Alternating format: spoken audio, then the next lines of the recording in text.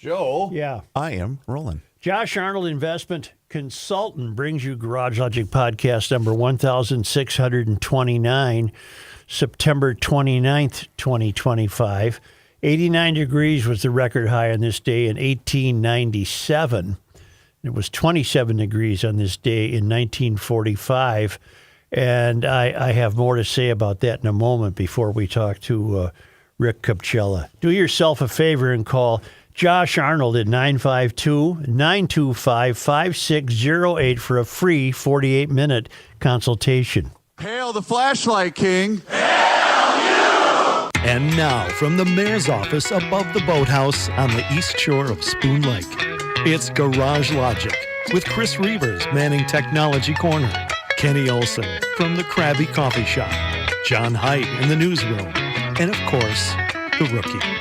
Here is your flashlight king, fireworks commissioner, and the keeper of common sense, your mayor, Joe Soucheray. Rick Capcella, forgive me, I got to get this off my chest. Over the weekend, at least one TV meteorologist, if not more, finding it impossible to just enjoy this beautiful weather, had to blame it on climate change. And because I'm a nerd, I looked some things up. 25 of the 30 high record temperatures for September around these parts were established before 1970. That probably doesn't mean much. They also, the same 25 out of 30 days in September high record temps were established before 1960. And then because I really nerded out, I just kept going down. 24 of the 30 high record temps for September were established before 1950. So you had a big weekend, is what you're saying. I stopped. I stopped. I could have kept going, but I stopped. So enjoy the weather, and I don't think the world is ending. Rick Capcella is with us. Rick was a longtime Carol 11 TV news reporter, has been involved in numerous enterprises since then. But you now, sir, have a new documentary coming out called what? Precarious State. And that airs Thursday night. It does, right? On ABC stations. ABC stations. Including here. Including here. Is there a reason it's only ABC stations? Well, I've found, based on my prior experience, that if you can stick with one network and there are changes under network rules, right, at least it's all going to be the same, and I'm not dealing with a bunch of different network rules. And this is an hour-long documentary. Yeah, it's going to run from 7 to 8, and no commercial breaks, straight through. Give us the short version of what it's about. Then I'm going to grill you. Okay, so it's really, I'm scared. Don't be. You shouldn't be. No, it's this is really. It started as honestly a pet project, just trying to figure out. I mean, people always say in the news days, "How'd you get the idea for that story? Mm-hmm. How'd you get the idea for doing that?" And the answer has always been just paying attention. Right. Paying attention to what's happening around us. Which many Minnesotans are not doing. I think that's very true. They certainly, I think they do not fully, I don't think they even, not only do they not fully appreciate what's happening here right now, but I think a lot of them are just detached. Uninformed. And in this day with all this media, the idea of it's not more knowledge, mm-hmm. right? Mm-hmm. It's like a major distraction game, right? Mm-hmm. And there's so much reality anchored around what we're facing at the moment in terms of crime, in terms of economic development, okay, in terms of education, these kind of fundamental elements of society that are in this market, in this state, mm-hmm. in measurable decline, not just relative to ourselves, but relative to most of the rest of the country today. Is it pretty much focused on the Twin Cities? This hour looks, I'd say, think of it as about 80% cities centric. Right. This is the engine of the state. Right. Okay. 80% cities focused, and about 20% it is state focused. All right. Does the documentary focus primarily, when it gets to the cities, on Minneapolis? It over-indexes on Minneapolis. Okay. Yes. And Is there a point at which you think Minneapolis was not in a precarious situation, and from that point has flowed to this direction? Did you pick it? Do you have a time in mind when you thought Minneapolis was healthy? Yeah, and I'm going to answer that question in the context of all the people I've been talking to, and many of them, and these are all kinds of citizens and business owners in this community that talk about 18 going into 19, feeling like best of times, right? And when I started talking to people about this initially, I'd called friends of mine, mostly in business, and I would just say, come on down, I was going to have lunch, we're going to go on a walk, okay? Just going to go on a walk through town. And I want you to tell me what you see. How do you describe what you're looking at here? Because to me, it looks beyond precarious, right? It looks very unhealthy. Right? And I got a lot of, these are smart people, okay? I swear. I know them. I trust them. I'd take their advice on damn near anything, okay? And they're saying things like, this is what post-pandemic malaise looks like all over the country. This is what work from home does to downtowns everywhere. And I listened to this for a little while, maybe a week. And I started really pushing back and going, okay, come on. You still travel, right? You go some other place. You're not only here, all right? I mean, other places are not really experiencing what this looks like. It isn't. They aren't.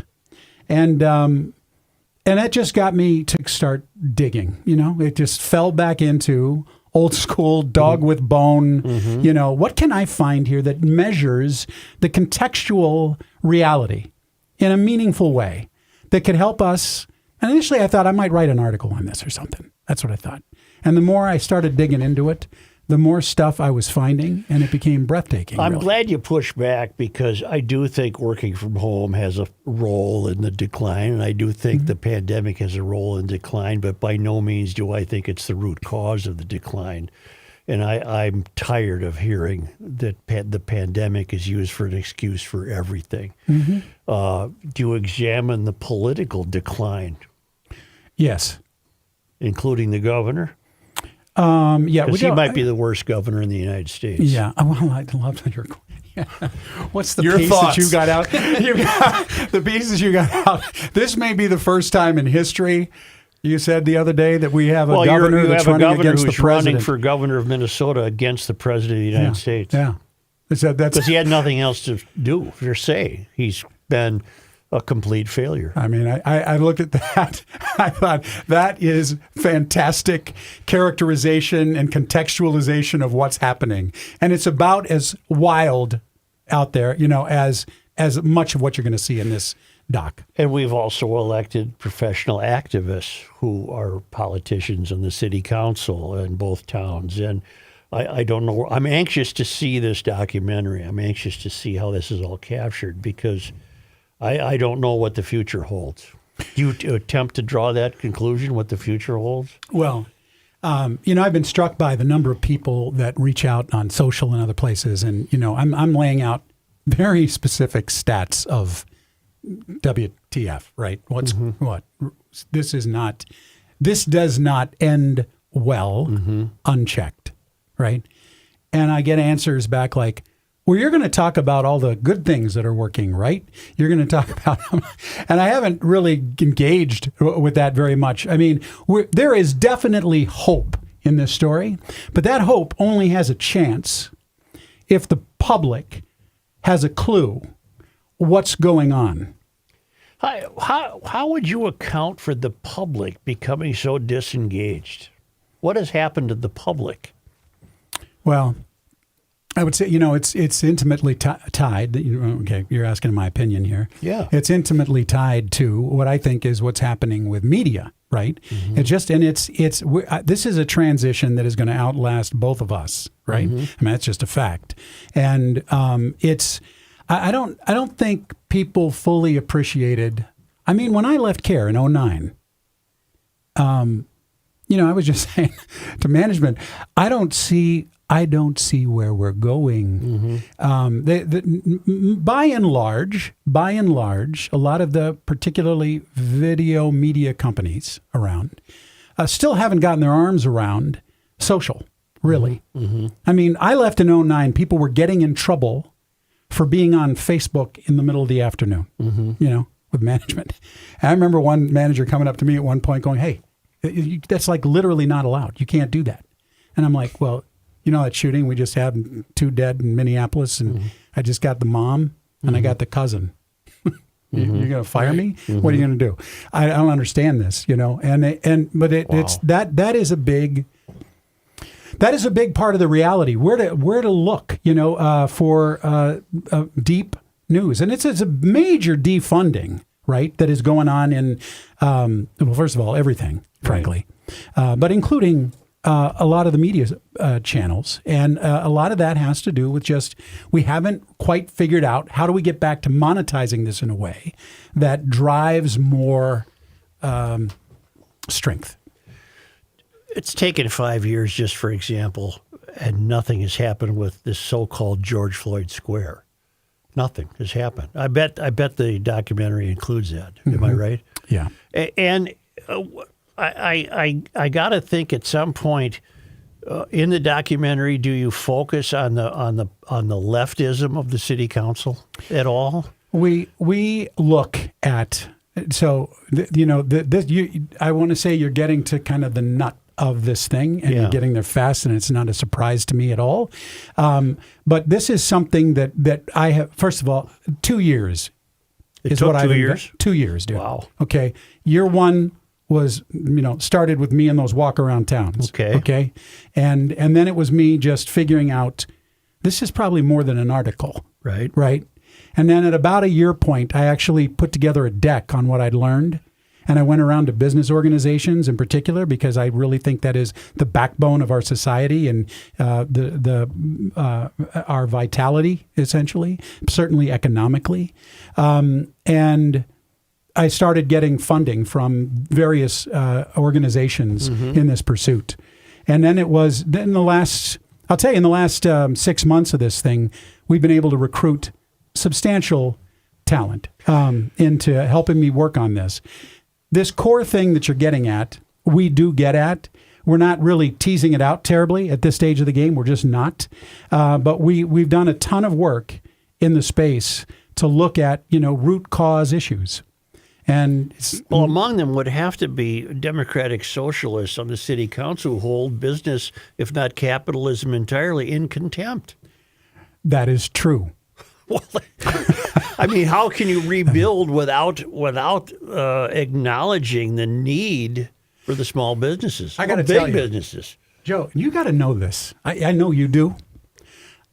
So, in this effort to raise capital and to kind of generate interest and awareness, the number of people, the overwhelming share of smart people that I've been talking to. I always use DSA first. I'll use it as an acronym, and almost nobody lets that pass because they're like, wait, what are you talking about? And then I define it, and they're like, so you're talking about, like they don't know what I'm talking about. Is there this is going to sound odd. Are most people doing so well and are so comfortable they've ignored the city councils of both towns? I don't know. Is that possible? I think it's I want to say it's more than possible. I think that's definitely factually happening. Well, I can see it on the shore of Lake of the Isles, but I can't see it citywide. I can't see such a comfort that people don't realize what's happening to them. I'm telling you, they don't. Jeez Louise. Rick, one of the things I wanted to ask you, I spoke to Pat Garofalo earlier today, and I know he's featured in this piece because he's going to fill in for Joe tomorrow. And he basically said the biggest thing that's plaguing the state of Minnesota right now is mass migration. It's just that simple. Yeah. And then who's leaving? If people are so comfortable, who's leaving? Well, The people who do know what's going on. Well, definitely. I mean, they're very clear on why they're leaving. They're very specific. And, we're talking about a situation today. I mean, you look at the last 3 years on record, you're talking about net negative migration tied to wealth, $5 billion exiting the state of Minnesota. Okay, that's net. Okay? I mean, that's net. That's after we account for everything coming in, right? And when you look at, and a lot of people are like, oh, okay, so Rick, really, are you going to sit here and talk to us about net negative migration to Florida and Arizona and Texas? Yeah, we're going to talk about that, but I want you to focus on the net negative 500 million that we lost to Wisconsin. Mm-hmm. Okay? Let's talk about that. Quit. Yeah, people might go someplace warmer might make it their home. You look at the challenges list. Obviously, includes a lot of regulatory and tax. I mean, there's no greater flat rate corporate tax in America than what's here. Mm-hmm. I've run into people that I'm talking to here. I swear, that have told me that their accountants, have explained to them. They really would be better off if they moved to California. Okay, God help us! I'm telling you, that is like literally true, and it is and not only that, but these finance folks are also telling me it is getting tough right now. It is getting very tough because we have come to the conclusion. These are financial advisors saying. We have come to the conclusion we must sit down with our clients and explain to them they will do better almost anywhere else. And I think what that does, when somebody like Chug Tai and Chowdhury and the rest of these screwballs on the city council hear that, I don't think they care. They don't care. They do not.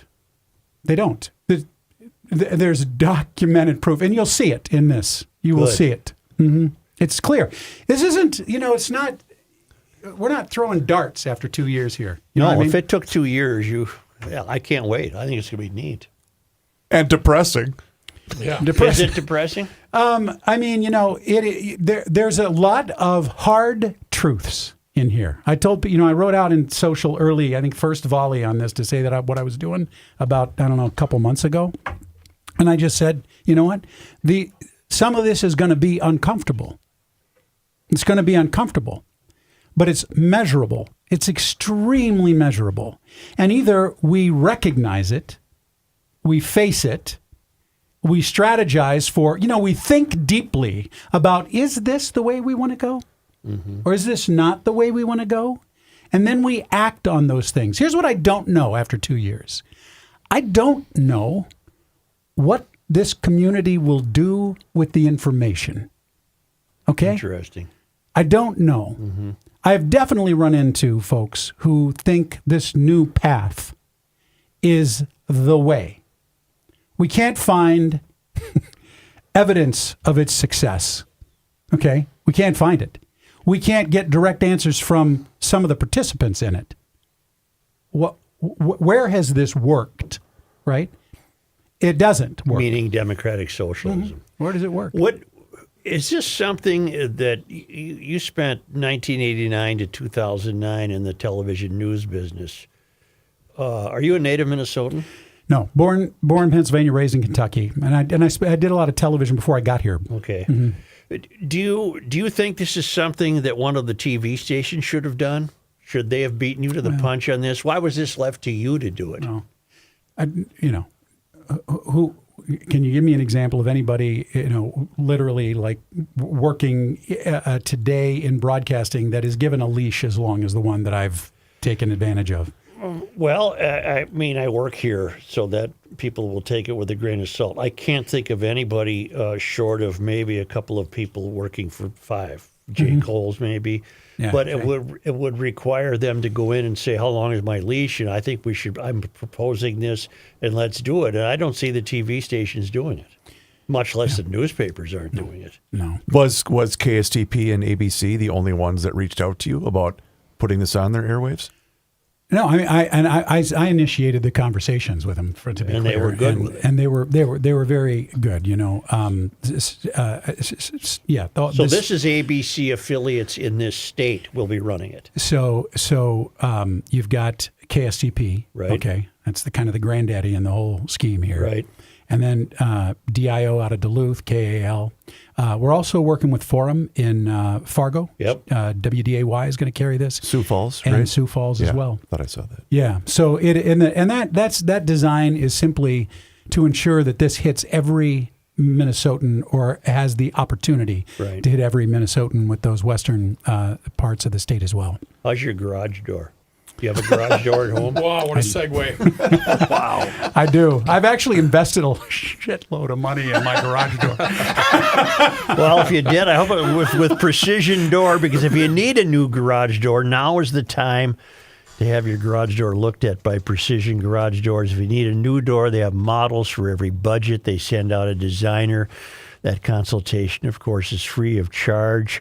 And if you like well, let me tell you this, $100 off a single door right now if you get a new door, and $200 off a double door. But they also have a noisy door tune-up special for $149. If that thing's making a racket, you might want to check it out before you're dead in the water in January. You get a 25-point safety inspection and diagnostic. And really now would be the time to do this. I've had garage door troubles in the middle of winter, and that's not fun. So get ready for the cooler weather ahead. Annual maintenance reduces future wear and breakdowns.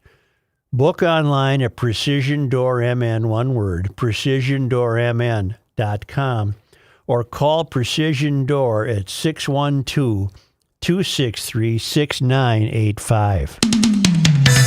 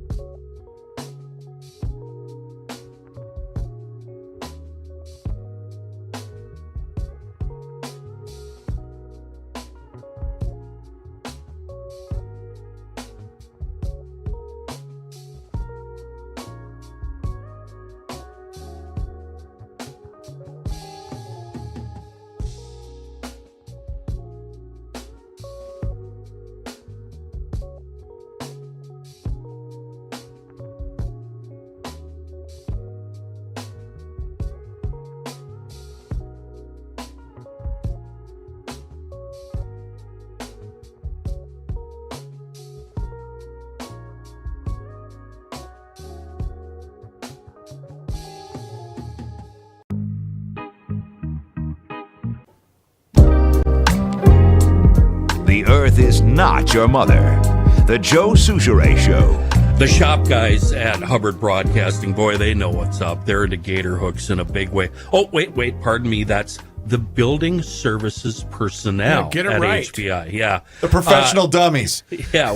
When you got a bunch of folks all needing to use the same tools at various times, those tools better be in their proper place, or somebody's going to get the old stinky side eye. And that's why our shop guys went to gatormagnetics.com. They used code GL20 and they ordered a bunch of kits with the lightweight steel panel systems and a whole lot of hooks.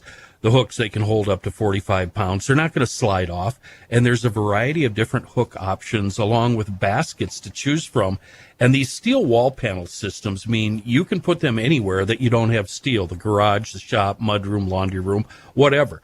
Go to gatormagnetics.com. Check out the videos. Oh, and you know what? We also have our own GL bundle there. But whatever package or hook combination you settle on, GL20 is the code you use at checkout. Shipping, always free, but it's imperative. GL20, that's going to save you some cash. Clean up your mess. Hang your woes on a gator hook from gatormagnetics.com. We're joined by Rick Capcella. You'll recognize that name. He was a longtime KARE 11 newsman since 2009, involved in other enterprises. And I'm guessing your news nose got the best of you, to come up with this. Yeah, it's a thing. Here's a question. Could this be, what's the opposite of precarious? What's a good word for the opposite? Secure. Could this documentary have been done the other way? In other words, if you said, I'm going to set out to do an hour documentary on how great the Twin Cities are and Minnesota is, could that be done? To what end? I mean, it's no. Maybe I'm phrasing it wrong. No, I get your point. To make it seem like the city is vital and vigorous. Could this and have been vibrant. done to portray a healthy Twin Cities in Minnesota? It would be a very creative set of math that you'd have to use. I to can do help that. you. It would have been Tim Walz's campaign video on loop for 60 minutes. In all seriousness. Well, but he's running against Trump. So. That's true. He's got a big campaign ahead of Joe, him. I know how your optimistic, super positive story would start. It would be a close-up shot of my studio in the morning at 7:30 when I have gridlock on every single camera. Because what I'm seeing now on my side hustle, reporting traffic in the morning, our levels now are at the same rate that they were at before the pandemic. We have gridlock from about 7:15 to about 8:45 every morning. Tell me you're not talking about 394 because I know that they closed that whole expressway. See, that a little bit there, Rick. But what? And I realize some people don't. They're not all going into downtown Minneapolis. They're turning off on 94 and then maybe going to St. Paul or going down to South Minneapolis. And the same with southbound 35W. It's jammed from the Roseville curve into downtown. Not all cars are going into downtown. Some of them continue on through the south side. But I'm seeing levels way up there again. Okay. So you use that so just inherently, it's tricky for me to turn around and talk to you like you don't this, so have forgive to. me. No, don't worry. You don't have to. But no. It measures activity. Yeah. Right? Does it measure something else? Not for me. All I know is when it's busy, I'm happy. On Mondays and Fridays, I'm very unhappy because everybody takes Mondays and Fridays off. Yeah. The busier the freeway is, the happier the traffic. You know what, though, Kenny? Is. I think I can answer your question because in one of the clips that I saw, Rick, you were interviewing a gentleman who had owned several different apartment building complexes. Oh, yeah. And those are now basically vacant. Mm-hmm. And he just said, I'm out of this game. Yeah. And I think that's more of the story. That, yes, okay, take me, for example. I've worked in the city for 25 years. I live in Jordan, Minnesota. I can't keep moving further away fast enough. And I think that tells the bigger story where people, yes, they might still work here, but they don't want anything to do with it. They get in their car the second their job is over with and they go home. Yeah, you're not saying the traffic's up because they're leaving Just making sure. Well, but you know what I'm saying? I think it has more to do with the people are just deciding they don't want as much to do with the city as they once did. Here's what I think. Here's a problem. The people we've managed to elect believe that vitalization is demonstrated by street fairs and farmers markets and festivals and let's have a big dinner downtown where we sit all along Nicollet Avenue or Hannah, whatever the mall is. And what it is a complete ignorance of the foundations of Minneapolis and St. Paul. They were major industrial hubs. They were the home of the milling industry to a great extent, the home of the railroad industry, at least in this part of the country, manufacturing. And we don't have, we've not elected people who have any knowledge of that history. We've not elected people who have any fondness for that. We've not, in fact, we've elected people who hold that kind of image of the Twin Cities in contempt because they believe it was all rigged and it was done by too many white people, and therefore we're here to completely change the whole landscape. And when they view their changed landscape, there is no room in their view for what makes a town healthy in the first place, which is employing a hell of a lot of people. And we're not seeing that. No. And Kenny, to your point on, what to measure or what are the metrics? Let me just share some if I can of the key things that I'm paying a lot of attention to. First of all, Bureau of Labor Statistics data. Mm-hmm. Bureau of Labor Statistics started shortly after the pandemic in what I would call a kind of a pre versus post pandemic health checkup. Where are you today, major metro area, relative to where you were in February 2020 with payroll employment? Okay? Yeah. It's simple. It's people working for a living. Right? So 2020, 2019 is pre, right? If you look at the top 14 markets in the country that are answering this question on a regular basis, those top ones change, right? They evolve, but by and large, the top 14 markets currently have increased payroll employment collectively 2.7 million net new paychecks. All right. Okay, compared to February of 2020. We're not on that list. All right. Big surprise. Our answer is Bureau of Labor Statistics. We're still not back to where we were in February 2020. Another net negative reference. One of my producers is like, nobody knows what net negative is. They have to. We're going to help them understand what it is because those numbers are the ones that are showing up in damn near all the data. Okay, so we're in a place where for much of this year, the only marketplace in America performing worse than MSP was San Francisco. Mm-hmm. Okay, it's the only one. Now we're like 42 on this list of 49. Okay, we're still net negative. Okay, we're not close to the winners. If you look at the top performing market. And we went down to Austin and looked at this. We also went out to San Francisco and looked at that. We looked at Seattle, which is another place that some of the stuff you're referencing. But in Austin, state capital, right? That's a blue city in a red state. We didn't want to even mess around with red cities. We just look at blue cities. This is what this town knows, and that's fine. That's fair. Austin's a blue city. Austin's number one on the list in terms of growth over itself, up 20% in payroll employment.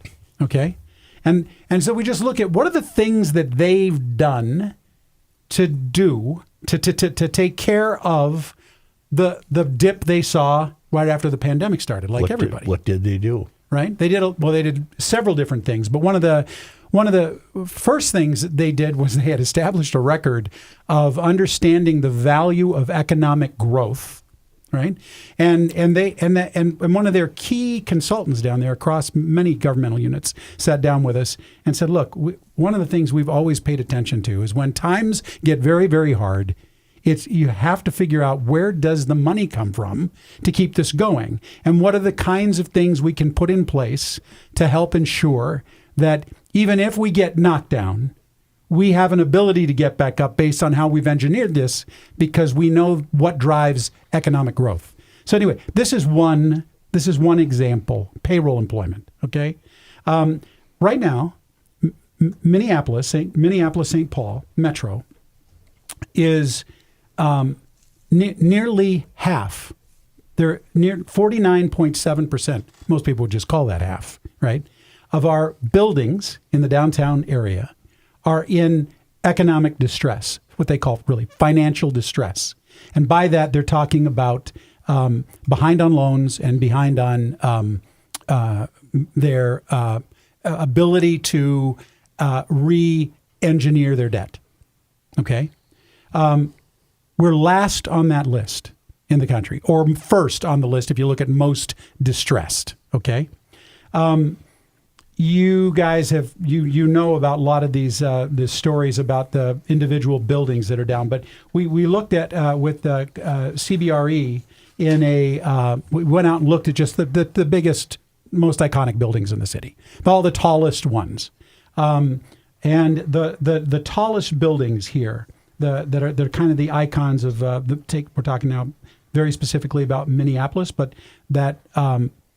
Number one most distressed was MSP. Mm-hmm. Okay, Class A towers, on average, these are the tallest. That's the best way to think about it. Mm-hmm. They've lost 60 to 90% of value, and we know just based on the Ameriprise example, it goes north of 90. Well, right? IDS just sold for pennies on the dollar not that long ago. Right. Yeah. This is the kind of thing that is. This is the kind of thing that we're measuring and asking, where does this go? Meanwhile, the city council in Minneapolis the other day passed just in the relative scheme of things, not a whole lot of money, but it's $280,000. They passed an ordinance to provide $280,000 to those living in encampments to clean up the encampments. Yeah. And they're not encampments, they're drug markets. That's exactly.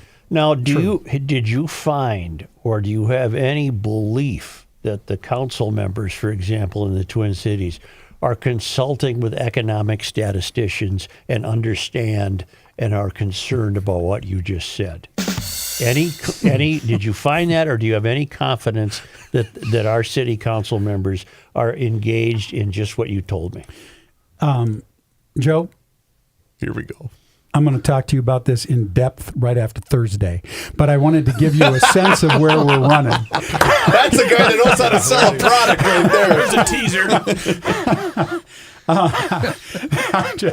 I'm just saying. Population. Well, God can tell you your answer. Your answer is no. I love a man that knows the answer to his own questions. That's right. I love that. I know. Well, it's almost like you don't want to steal the touchdown call on the documentary. Oofta. Well, imagine, just pick one of the city council people in either city and imagine them saying, I really need to talk to a financial statistician to see where we rank in the United States and how we can improve that. I don't see that happening. No. If you did, I want to know. I want to check your medications. Yeah. Did you find any silver lining? Is there any glimmer of hope? Yeah, you said there's hope. I mean, but something specific, because I don't see anything. Yeah. I'll tell you this, Rick. Memorial Day weekend, I told these guys, I took the boys downtown. Beautiful weekend. Timberwolves were in town. We went to the Twins game. Half of the places downtown Minneapolis aren't even open anymore, and there was 1 million people down there. Right. I just don't know how it can sustain this. I'm quite, the only thing keeping downtown, with sidewalks at the moment is the fact that, we've got some good sports action. Yes. We've got some theater events that are really drawing people down there. Concerts. But I can't imagine where they'd be right now without those events, because it's not. But for that, right? They're not people down there. In the middle of that year one, one of my kids came home from. She lives in Chicago, for crying out loud. She came into town and we're walking through the city, and we're deep in some, talking about something. I don't remember what it was, but she just becomes totally disengaged. Ron Hennepin, and she goes, and I'm like, "You with me? You with me here?" She goes, "Dad, what is happening?" I said, well, you get it honestly, and I'm like, "Well, what are you looking at?" She goes, "Well, where are the cars? Where is everybody? What's up with these folks over here?" She's she's just looking at some folks that are passed out on the street. I went to the Lynx game the other night with my daughters and my wife, and there's just a dude sprawled out in front of First Avenue, people stepping over him to get to the game. And it's just hope. Okay, let's get to that. I want to make sure, and it's where that comes. Where I see hope is just it has less to do with what I'm measuring. Obviously, this looks unhopeful, right? But it is hopeful, assuming that we've got a public, which if I didn't think we did, I swear to God, be here, right? We have a public that as it begins to understand how we are measurably in decline, that they will, in turn, start digging themselves. They'll stand up, at least, and get involved in this direction, mitigation, right, of where we're headed. And, I really believe in the power of education helping people. And you can measure that on individual, personal way into crowds. And my hope is, my prayer is, and I'm waiting to see, what happens? Where do they go with this? Is this just become demagoguery and, a bunch of screaming and spitting and, or are people going to ask for sources, which I'm going to provide liberally, and lean in? It's called Precarious State. It airs Thursday night, 7 p.m. here locally. Why don't we plan to meet again following its airing? Let's let it air and see what the fallout is and chat again. Would you like that? I think that would be great. All right. May I ask a quick question before you sign off? Yeah. Here? Rick, do you remember the last time you and Joe were together? No, I do. Well, I do. We were all at the U2 concert together. Oh my God! And he was there? Yeah, he was sitting next to you. And I know he remembers it vividly. But here's the best part about that show. It was about halfway through, and my then pregnant wife had asked Joe, because he was getting up to go get something from the concession stand. I knew exactly where he was going, to the nearest cab to get home. And he had left halfway through the set, and that woman was pregnant at the time, and that kid is now going to be 14 in a month. Yeah. That's how long ago I don't that remember was. Rick there. He was sitting right next to you. We had seats next to each other. He was holding you up. He was holding you up. No. I was No. He was well behaved. I was in good form. Is he bringing me my water? We're never going to see him again. Rick Capcella. It's called Precarious State. It airs Thursday at 7 p.m. Thank you, Rick, for joining us. I really appreciate it. And let's talk again once we know how this is going to play out with the public that needs to become awakened. Say the Center of the American Experiment puts on a really good, they put on good evenings, and they're having one Friday, October 10th at the Omni Vikings Lake Hotel in Eagan. They're bringing in Michael Schellenberger, author, journalist, California truth teller. You just heard Rick tell us that you'd almost be well, no, not almost. There are certain people in Minnesota who would be better off in California. That's how bad it is here. Schellenberger will straighten you out. He sounds the alarm on failed policies around crime, homelessness, and environmental extremism. It'll be a lively reception and great views, a powerful message that matters now more than ever. Get your tickets today, Friday, October 10th, Michael Schellenberger. Get your tickets today at americanexperiment.org.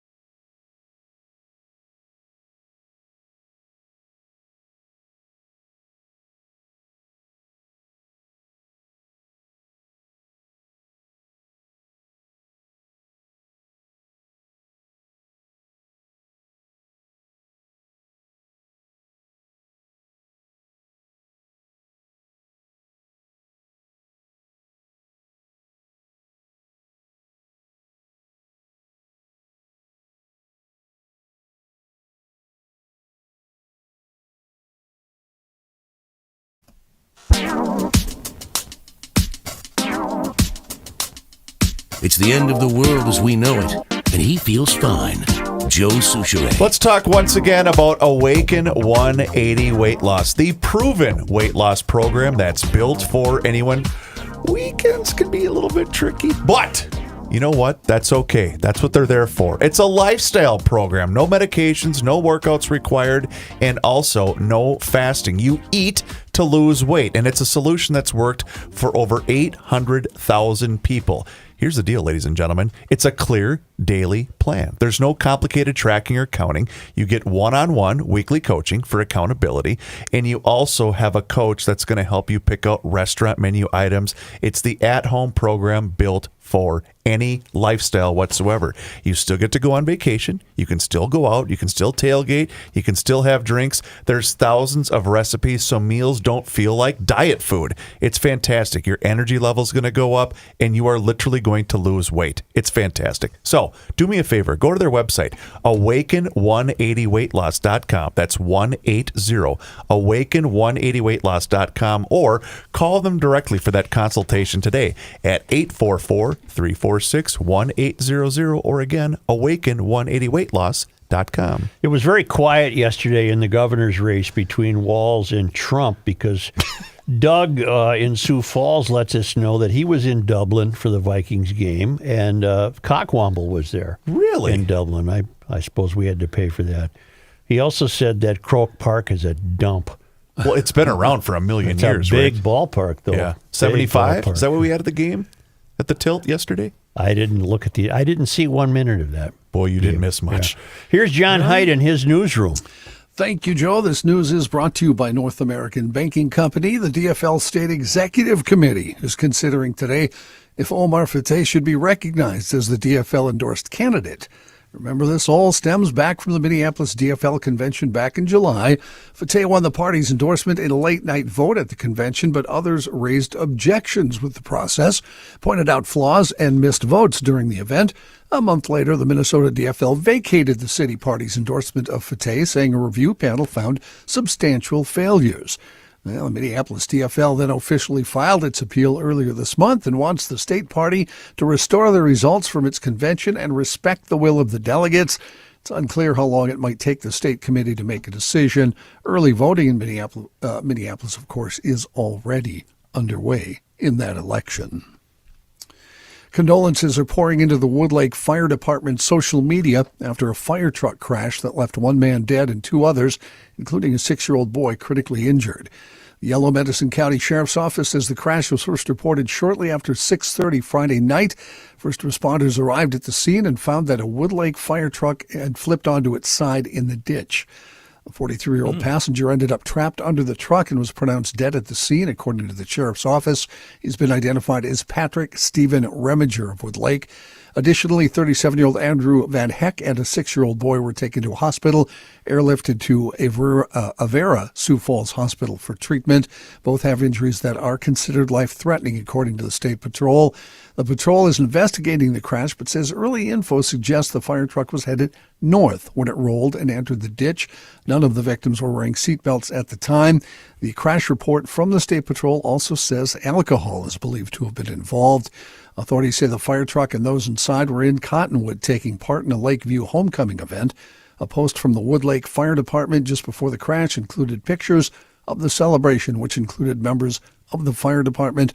The sheriff's office says the truck helped escort the game ball nearly 10 miles and took part in a homecoming parade. Oh, boy. Minneapolis police are looking into a double homicide from Saturday afternoon in the Loring Park neighborhood. 1:51 in the afternoon, police received a call for a fight inside the first-floor lobby of an apartment building at 15 East Grant Street. The first officer who arrived on the scene arrested a man without incident. A shotgun and shotgun shells were recovered at the scene, according to authorities. The man who was arrested was identified as Robert Cadell Warren. One man was found dead inside the first-floor lobby. Another man found dead in the second-floor hallway. Minneapolis police say that all three men are believed to be residents of the building who knew each other. Early information suggests there was an argument between them that escalated to gunfire. Homicide investigators say they're working to figure out exactly what led up to the argument and to the shooting. And travelers will soon have one fewer airline option at Minneapolis-St. Paul International Airport.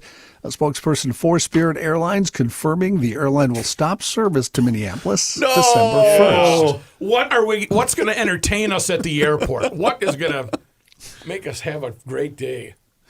The decision is part of an ongoing restructuring, in the words of the spokesperson. The budget carrier, known for its bright yellow planes and no-frills service, any travelers who have already booked flights on Spirit after December 1st will be contacted by the airline and given a full refund.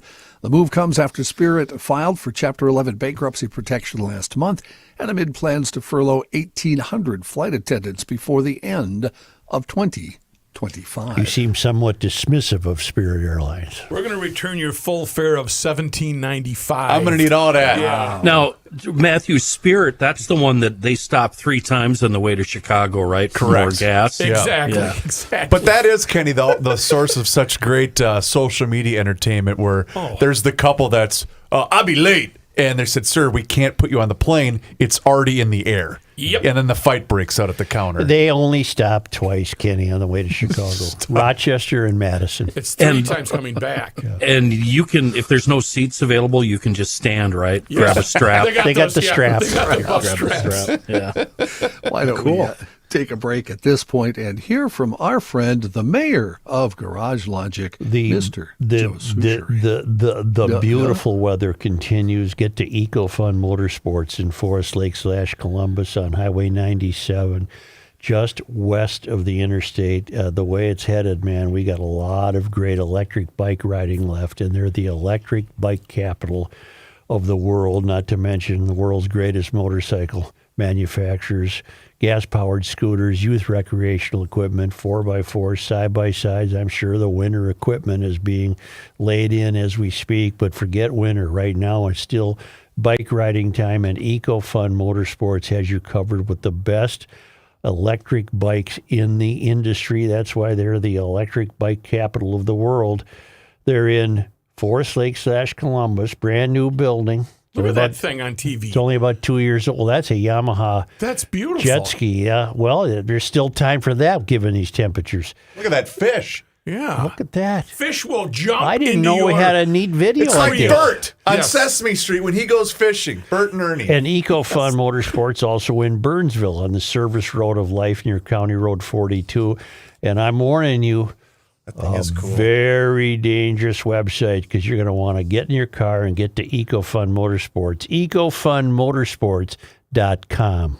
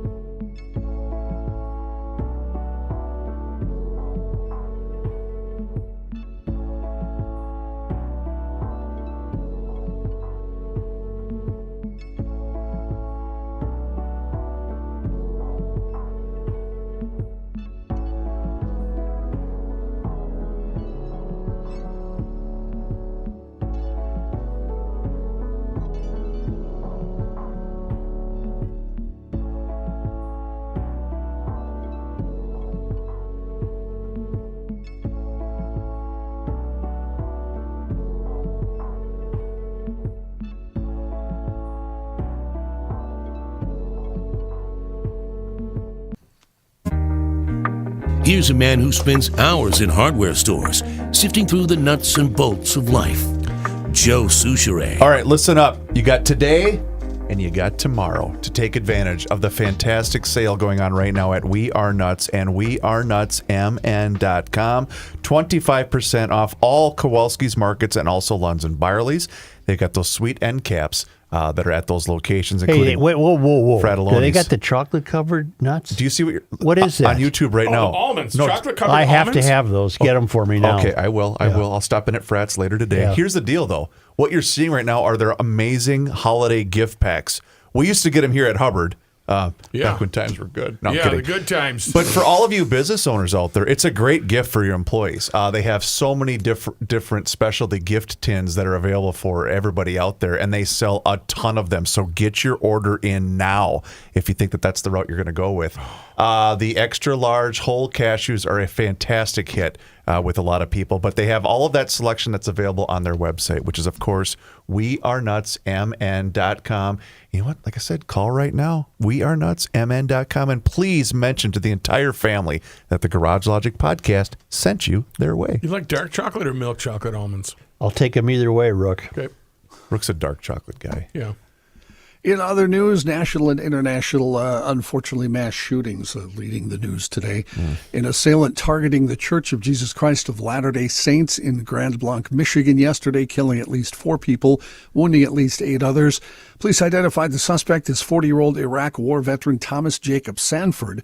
According to records released by the Marine Corps, Sanford served for 4 years during the early years of the global war on terror. He enlisted in 2004, was discharged in 2008 at the rank of sergeant.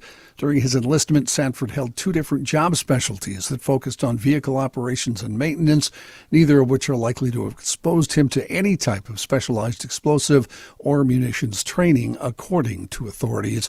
The attack began just before 10 in the morning when the suspect drove a pickup truck adorned with American flags into the church where services were underway. He then opened fire on congregants believed to have set the building on fire. The attack came after a mass shooting in Southport, North Carolina on the evening before Saturday night, where a separate combat veteran killed at least 3 people and wounded 8 others. The shooting, which law enforcement officials described as a targeted and highly premeditated attack, occurred around 9:30 in the evening at the American Fish Company bar in Southport, North Carolina. A spokeswoman for the city, Cheyenne Ketchum, said the gunman fired on a crowd after pulling up to the dock, then escaped on a boat. He was captured by the U.S. Coast Guard just after 10 p.m. On Sunday, city officials identified the person as 40-year-old Nigel Edge of Oak Island, North Carolina. He now faces 3 counts of first-degree murder, 5 counts of attempted first-degree murder, and 5 counts of assault with a deadly weapon. The authorities say it's a lone wolf attack, but they did not provide a possible motive for the shooting.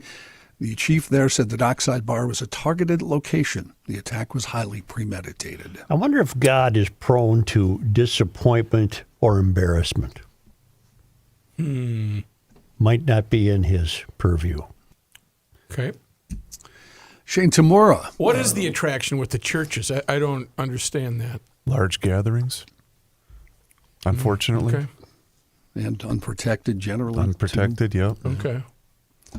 Shane Tamura, the man who drove cross country from Las Vegas and opened fire at the New York headquarters of the National Football League, killing 4, had CTE, according to the New York City office of the chief medical examiner. Police found a 3-page note in Tamura's pocket after the shooting, claiming he had a traumatic brain injury, blaming the NFL for concealing the dangers to players' brains to maximize profits. Elsewhere, Tamura wrote, "Study my brain, please. I'm sorry, 4 people killed in that shooting." I'm sorry. I'm not buying this. I'm not a big fan of the NFL as a corporate entity. I think they get away with whatever they want to get away with. Well, if you play football, you know damn well the risk you're facing. They're not hiding it. What you're signing up for. Yeah. You're signing up to be, your brain's going to be a block of cheese by the time you're 50. Thank you. Thanks for that uplifting look in sports. I don't know how to answer that. President Trump on Saturday directed the Pentagon to send U.S. troops to Portland, Oregon. It's not yet clear which branch of the military would be deployed or when. The decision comes as protesters meet regularly outside an immigration and customs enforcement facility in the city. Demonstrators have at times turned violent, with protesters charged with assault and federal agents releasing tear gas. John, did he mention anything about how he plans to campaign against Governor Tim Walz? Nothing about the governor Okay. recently, anyway. He's really expressed a lot of confidence in his. You like his chances here? Trump has expressed a lot of confidence in his race against Walz. You know. Officials put the leader of Iowa's largest school district on administrative leave Saturday, one day after federal immigration agents arrested him because they said he's in the country illegally. The Des Moines School Board voted unanimously to place Superintendent Ian Roberts on paid leave during a 3-minute-long special meeting. The board said Roberts was not available to carry out his duties for the 30,000-student district and stated officials would be reassessing his status after getting more information.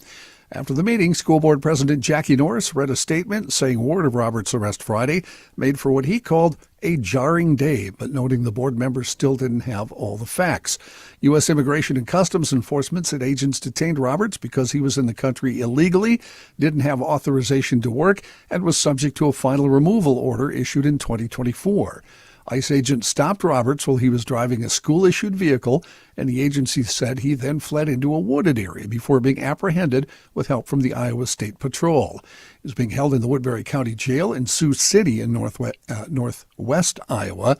Norris said, "I want to be clear, no one here was aware of any citizenship or immigration issues that Dr. Roberts may have been facing." On Saturday, the Iowa Department of Education released a statement saying Roberts stated he was a U.S. citizen when he applied for an administrator license. The department said the Iowa Board of Educational Examiners conducted a criminal history check with state and federal authorities before they issued a license. President Trump said yesterday he will attend Defense Secretary Pete Hegseth's gathering of military generals tomorrow. That meeting is to discuss how the military is doing, the president said. He said, quote, "It's really just a very nice meeting talking about how well they're doing militarily, talking about being in great shape, talking about a lot of good, positive things. It'll just be a good message." Trump's participation in the meeting raises the possibility of a politicized event in front of a nonpartisan audience of military leaders, not unlike the controversial campaign-style remarks he made to uniformed personnel at Fort Bragg in North Carolina in June. Couldn't they have saved a lot of money by just doing that on Zoom? I mean, you're flying boys in from all around the world. But aren't you dealing I with... just get on Zoom and do it. Aren't you dealing with top secret information? No, most likely? hell no. The Chinese will never find that. No, you can do that. Okay. Nobody can hack into Zoom. Sure. That's never happened before. You're having a laugh, right? You're having a laugh. I don't need to debate this, do I? I don't think you do. Okay, good. This morning, President Trump I announced... think he just gave you the... Oh, okay, Joe. Okay. Noted. Noted. He noted me. Yeah. This morning, President Trump announcing 100% tariffs on movies made outside of the United States. In a social media post today, Trump announced plans to impose a 100% tariff on anything made outside of the U.S. In the post, he singled out California, saying the state has been particularly hard hit. There's no word when or how the tariffs will be enacted, but it would be the first time the president has threatened to place a tariff on a service rather than a good. Earlier this year, Trump said other countries have offered tax incentives that have drawn filmmakers abroad, which has in turn hurt the U.S. I'm sure Now, when I heard this story, I thought, is this going to rile up Hollywood even more, or is this going to make them want to like Trump because he's just eliminated their competition? Oh, that is Anyway. interesting. Well, the No, you're actors right. and actresses don't know what the hell they're doing, but their business agents might like it. Yeah. You mean the ones that are screaming lefties or the ones that pretend to be screaming lefties? Depends Which how ones are you much money talking you about? have. Okay, got it. New York Mayor Eric Adams announced yesterday he's dropping his third-party bid for re-election, narrowing the field for November's election. Adams said in a video, "Despite all we've achieved, I cannot continue my re-election campaign. The constant media speculation about my future and the Campaign Finance Board's decision to withhold millions of dollars have undermined my ability to raise the funds needed for a serious campaign." In the nearly 9-minute video, Adams, who enjoyed strong ratings from New Yorkers early in his term, but whose standing plummeted after he was indicted on federal corruption charges, which were then dropped by the Trump administration, said he hoped New Yorkers will see that despite the headlines and the innuendo, I will always put you before me. However, Adams' name will still be on the ballots this year because he left the race after the deadline to print them. The limited public polling on the possibility of Adams dropping out showed former New York Governor Andrew Cuomo benefiting, but a critical mass of voters also still siding with other folks. They all trail Democratic nominee Zohan Mamdani. Polls suggest if Cuomo has any shot at defeating Mamdani, it would come in a 1-to-1 race. Adams has not been a major factor in the race for some time. The public polls have shown him running a distant fourth place, with Mamdani staked to a double-digit lead over all other candidates. New York's going to get what it deserves. He had a little clip that went viral over the weekend, Joe. Who did? Mamdani, in which he said he will spend $100 million on attorney's fees, for illegals. Oh, wonderful. Where's he going to get the $100 million? Well, from you, the taxpayer. Oh, I Joe. see. I see. Yeah. That ought to go over real well. So he would. I can take from that he does not believe this country should have borders. Of course not, Joe. All right. These are our neighbors. All right. A former NFL star who became an FBI agent has quit the agency. Remember Peanut Tillman? Charles Peanut Tillman. He was a Pro Bowl cornerback for the Bears during his playing days. He explained his decision to resign from the FBI in an episode of The Pivot podcast released this week, citing his disagreement with the Trump administration policies on immigration. He said, "Let me start by saying this. The FBI was great to me. It did awesome. I worked with an amazing group of individuals. I think some of the things they're doing now I personally didn't agree with.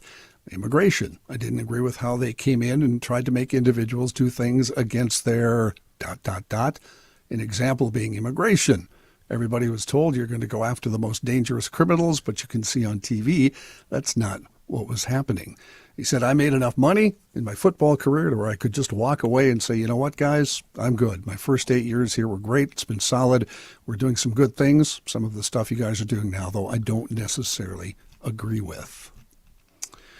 Jimmy Kimmel Live, back on all stations now. Hey. We talked about Sinclair last Friday, and then in the afternoon Friday, Nexstar also put his program back on.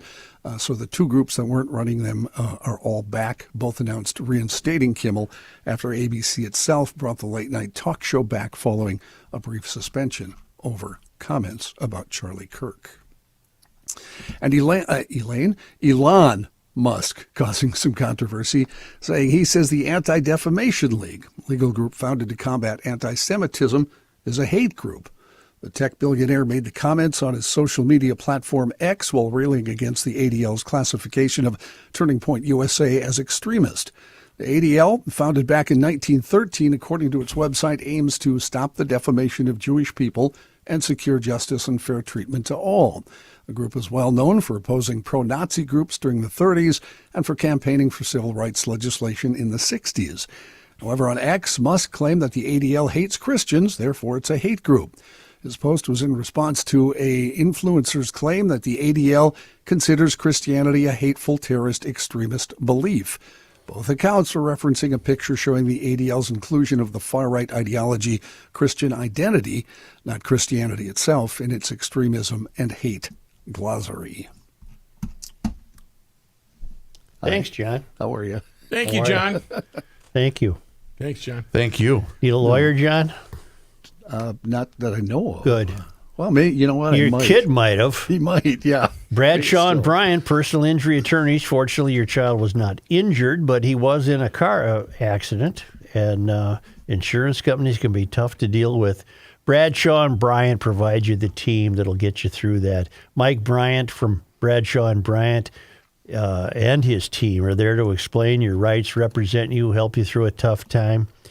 Mike's the real deal. For 6 consecutive years, he's been recognized as a super lawyer and has been named among Minnesota's top 40 personal injury lawyers by Minnesota Law and Politics. I hope you're never in an accident, but if you are, call Bradshaw and Bryant at 800-770-7008 or go to minnesotapersonalinjury.com for a free case evaluation.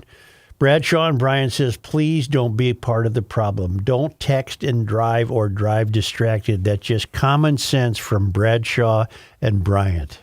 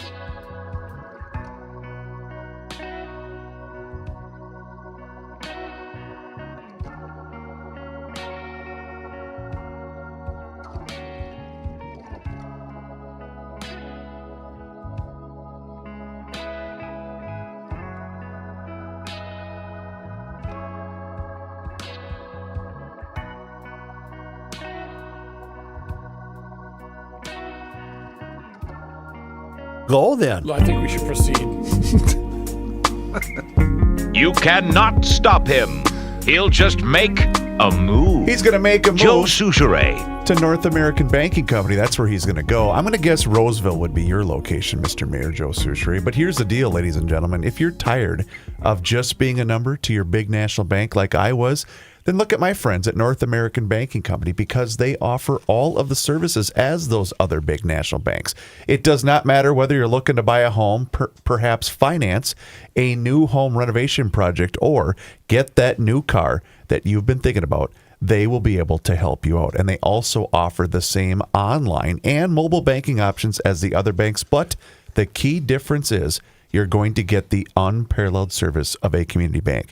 You see, when they first opened back in 1998, they made a promise to deliver a better banking experience for their customers, where you know your banker and they know you. So experience it for yourself, whether it's Roseville, 50th in France, Hastings, Woodbury, Shoreview, or Maple Grove.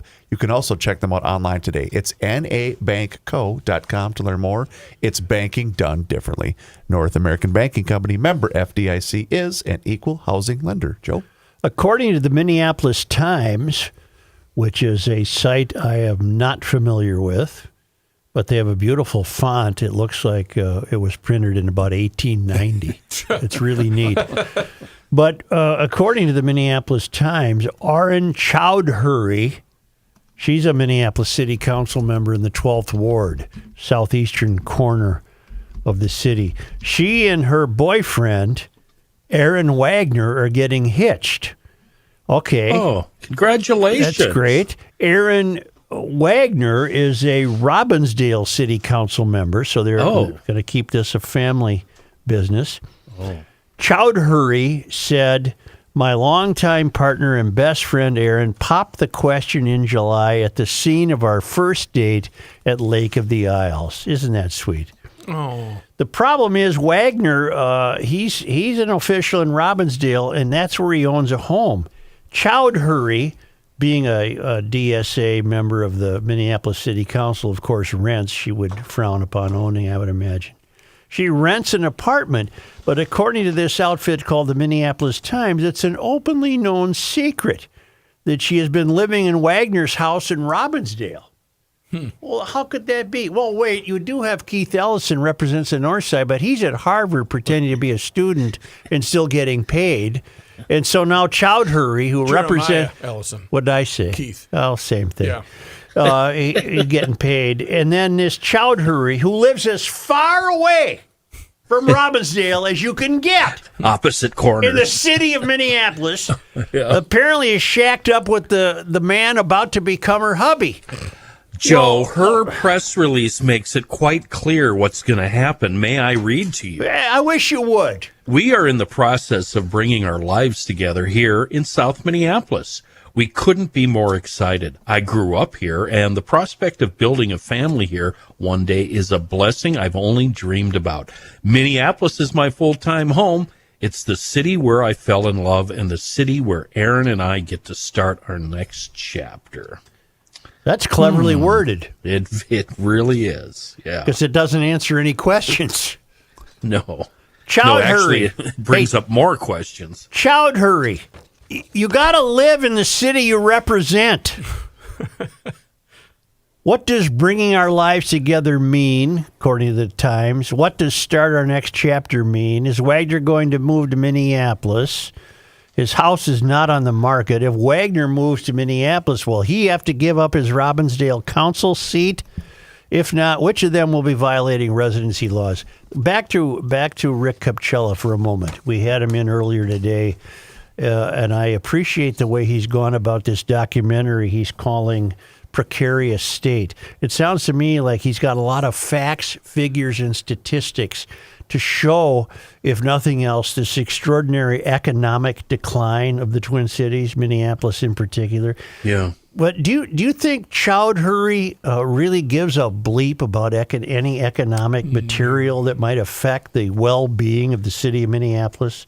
I don't think so. She's among the Democratic Socialists of America who I think they prefer to rent. They really don't have their eye on the ball. They don't care about business. They might very well hold capitalism in contempt, and they really don't give a bleep where they live as long as they don't have to pay for it.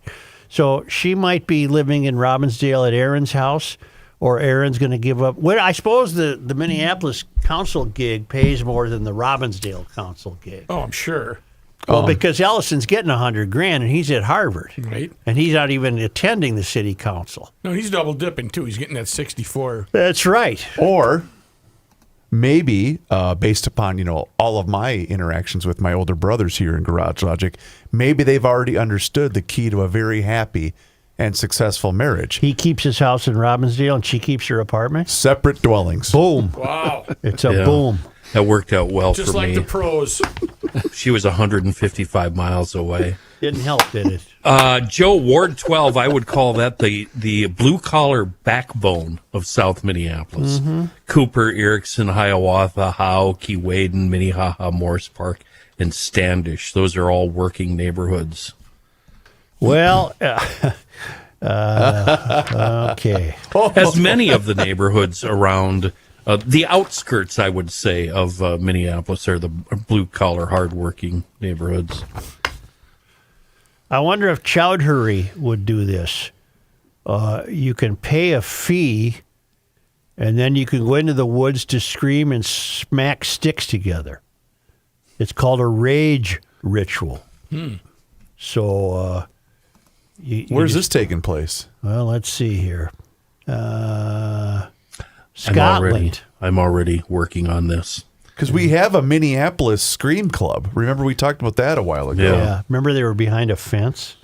That's the part I love best. They were behind a fence, like I've they got were a little zoo bit animals. of acreage. I've got a little bit of acreage. Yeah. I might be acquiring another residence that has a lot of bedrooms. I'm thinking hate spa is what we're going to do. Hate spa. A hate Okay, spa. okay, So Kenny. we're going to have hot tubs. We're going to have steam rooms. We're going to have massages, chiropractors. And then we're going to go out to the woods and beat the shit out of the ground with broken sticks. Well, listen to Scream this. and Great yell. idea. You're and on the it's right only going to track. cost, Joe, it's only going to cost a mere $3,000 a weekend. Well, somebody named Mia Banducci is the spiritual fairy godmother of this. It's in Scotland, and she charges $2,000 to $4,000. The one that's for You're right on, Kenny. that's how long is that? I Based don't know. upon double occupancy. Our one-day version is only $222 a ticket. Participants gather large sticks while conjuring to mind every person who's ever crossed you, who's ever hurt you, who's ever ignored your boundaries or taken advantage of you. After some warm-up breaths, they do some breathing. The screaming and swinging begin. The ritual is held in the woods so that the participants can make noise without fear of bothering people. So So it's they got these in Canada too. It's $3,500. That includes Friday afternoon. This is through yours now. Through Sunday afternoon Yeah, and all meals inclusive. For an extra $2,000, $5,500, I will trap a woodland creature and you can beat the shit out of it. A raccoon, a cute little bunny, maybe a squirrel. And this or is a called Hate porcupine. Rage? Is this Hate Rage? This is Hate Spa. Hate Spa. Hate Wonderful. Wonderful. I'm picturing a combination, Ken, of what Joe read and Fight Club with Brad Pitt, that movie. Right. Can I tell you something? Kenny, you know as well as I do, you could start this and people would show up. Of course they would. And they'd pay. And he'd probably get a government grant to do so. Can you imagine me trying to deal with these people? No, I can't. Oh, God. Oh, Lord help me. He'd have the Hate Spa, and there'd be people showing up in Priuses right and left Yeah. Be a millionaire. with I'd those see- coexist bumper stickers, which is a bit hypocritical if you're all about hate. Your hate stick is a mere $100. I'll get you a hate Gift club. shop. It's got a gift Exactly. shop. There's got to be a hate gift shop. Yeah. Our bumper sticker is simply F you. Just- Now, will the participants be covered in dirt and mud with bruises and cuts on their hands? if they want, that's a little bit extra, but of course we have, showers and spas. So and can hot the tubs. can the participants get pretty feral? Yeah, Pretty wild. You know what else we're going to offer is a bloodsucker and leech bath. Oh, where you good. can get into an old watering tank that we had for the cows. Yeah. And it's full of leeches. That's and, therapeutic, isn't it? Exchanging blood. Yeah. Yeah. Or having your blood drawn by means of a leech. We call it leading, blood leading. Yeah. That's what they did in the old age. What's that festival put on in the desert every year in Arizona or California? What's it called? Coachella? No, it's where Burning Man, Oh, where yeah. really wealthy hippies pretend that they're going to camp out and I think Kenny's onto something. You could become wealthy having a hate spa. That's where the world is right now. There's a little corner of the property that we don't know what to do with. It's about 10 acres. We're thinking about opening up a it'll be all with paid actors, but a homeless camp. Oh. And all drugs are okay, and you can beat the S out of each other. But you can watch them, in other words. No, you can run amok. You could pretend you're among them? Yeah. Oh, yes. Yeah. Yes, that's the fantastic. full experience. That's really wonderful. Only because they come to us all the way from pleasant-sounding Sant Martí, Barcelona, Spain, from the Traveling Lymans. That does sound nice. That sounds like a good place. Well, it was on this day. Joe, today is already September 29th. Did I tell you? Yes. Did I tell you that 25 of the 30 record highs in the month of September were established before 1960, and 24 of the 30 record highs in the month of September were established before 1950. Huh. Did I tell you that? No, you did not tell me that. Climate change. 18 on this day. On September 29th. 1837, Dakota leaders signed a treaty in Washington, D.C., selling their lands east of the Mississippi for about $500,000 in cash and goods. The treaty, along with the Ojibwe Treaty of the same year, opened eastern Minnesota to settler colonists. Representatives for the U.S. were Joel R. Poinsett and Lawrence Taliaferro, while Wapasa, or Wabasha, meaning red leaf, Wankinyan Tonka, Big Thunder, and Mazahota, Gray Iron, signed for the Dakota. It was on this day, September 29. 1964. 64. Brooke, food related. Juicy loose. No, the Hostess Ding Dongs were invented. St. Paul's first McDonald's restaurant opened on Fort Road. We call it 7th Street. Yes. A hamburger cost 15 cents. Wow.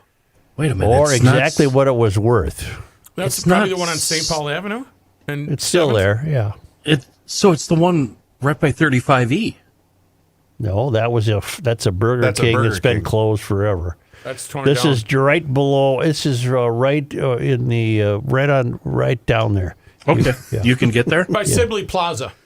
Yeah. That's, I think, where... Now, can I finish, please? That's, I think, where I saw the orange Fiat parked one day on the right-hand side of He was Woodstock. probably running into Dynasty to get some chow mein. The St. Paul franchise was not the first McDonald's in the state. Oh, no, it was Minnetonka, correct? No, it was Bloomington. You're wrong, and you're Roseville. wrong. No, it's Thank Portland. you. No, you're Brooks wrong. right. They had opened in Roseville in I 1957. know my food. Wasn't it a drive-in? Was it a drive-in? No? Is that the one across from Don't ask me- Harmar? Don't ask me Yes. questions I don't know. Okay, sorry. On this day, Got one thing right. September 29. 1983, that's 42 years ago, Yes. James Jenkins and his son Stephen Jenkins, later known as Stephen Jenkins Anderson, lured Ruthven bankers Rudy Blythe and Toby Thulin to their 10-acre Pipestone County dairy farm, which had been repossessed by Blythe's bank, and killed them both. Jeez. The murder spurred a nationwide manhunt, and I remember this, ending with Stephen Jenkins' surrender and James Jenkins' suicide in northern Texas. What a family. Yeah, I do Stephen remember Jenkins, that. Yeah. Stephen Jenkins, barely 18 at the time, professed his innocence but was convicted of the murder. 17 years later, he did admit in an interview that he had killed the bankers. So it sounds like the son did the shooting, huh? Well, and who drove their getaway car? I don't know. All right, chumps, let's do this.